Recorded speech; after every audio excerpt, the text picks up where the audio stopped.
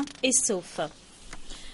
Au Gabon, une société soupçonnée de complicité et de détournement de fonds publics par une coalition d'ONG gabonaises. Et il s'agit de la société Gemalto, leader mondial de la biométrie.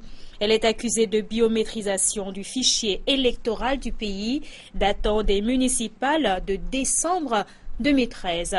Des détails dans ce reportage d'Ismaël Obianzé et de Thierry Mensan.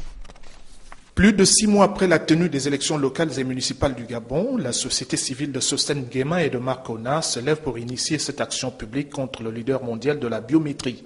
Gemalto pointé du doigt pour insuffisance des résultats à la suite de la promesse faite au pays de lui doter d'un fichier électoral biométrique. Nous nous sommes finalement rendus compte que pour cette opération, les cartes d'électeurs n'avaient rien de carte biométrique.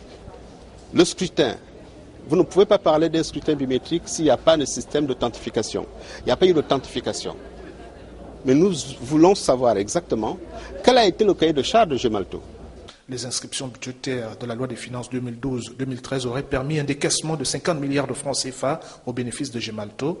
Les résultats du travail à lui confier sont de l'avis des activistes gabonais en deçà de toutes les attentes. Ils l'ont fait savoir au doyen des juges d'instruction à travers une plainte contre Gemalto. Je pense que cet opérateur a intérêt à être beaucoup plus transparent parce que ça va de sa crédibilité au plan international. Gemalto, c'est un opérateur, c'est une entreprise cotée en bourse, c'est le leader mondial de la biométrie. Gemalto ne peut pas tomber dans ce type de piège. Nous sommes des contribuables, nous sommes des citoyens gabonais, nous voulons savoir exactement ce qui s'est passé.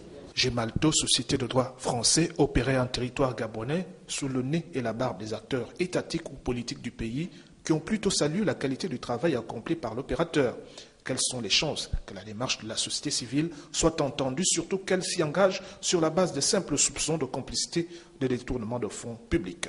On porte plainte ici, après on va porter plainte en France. Et c'est ça notre démarche.